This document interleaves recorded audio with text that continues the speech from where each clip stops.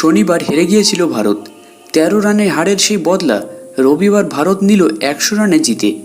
প্রথম ম্যাচে টিমের ছেলেরা চাপ নিতে পারেননি বলেই জানালেন শুভমান গিল। তার মতে টিমের সকলেই তরুণ, মানে ইয়াংস্টার, অভিজ্ঞতার অভাব রয়েছে, ফলে ঠিকমতো খেলতে পারেনি টিম। দ্বিতীয় ম্যাচেই ফর্মে ফিরেছেন সকলে। টি-20 বিশ্বকাপের পরেই টি-20 থেকে অবসর নিয়েছেন রোহিত শর্মা এবং বিরাট কোহলি। তাদের জায়গায় নতুন ওপেনার প্রয়োজন ভারতের। শুভমান গিল এবং ইয়াশাস্বী জয়সওয়াল রয়েছেন, কিন্তু সেঞ্চুরি করে অভিষেকও সেই জায়গায় নেওয়ার দাবি করে রাখলেন। ম্যাচের সেরা অভিষেক গত ম্যাচে 0 করেছিলেন।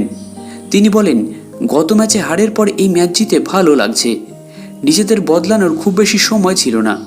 আমার মনে হয় টি-20 অনেক বেশি পরিস্থিতির খেলা। এই দিনটা আমারই ছিল। আমার উপর ভরসা রাখার জন্য কোচ এবং ক্যাপ্টেনকে ধন্যবাদ। অভিষেকের একটি ক্যাচ পড়ে, সেটাই ম্যাচের মোড় ঘুরিয়ে দেয়। অভিষেক সেই সময় 27 রানে ব্যাট করছিলেন। সেখান থেকে অভিষেক ফেরেন 100 রান করে, যা চাপে ফেলে দেয় জিম্বাবুয়েকে। অভিষেক বলেন, ক্যাচটা ওরা ফসকাতেই মনে হলো দিনটা আমার। মারার মতো বল পেলে আমি মারবই। বড় শট খেলতে পারার আত্মবিশ্বাস আমার আছে। তাই তো অনেকেই বলতে শুরু করে দিয়েছেন, ভারত পেয়ে গেল একটা নতুন রোহিত শর্মাকে।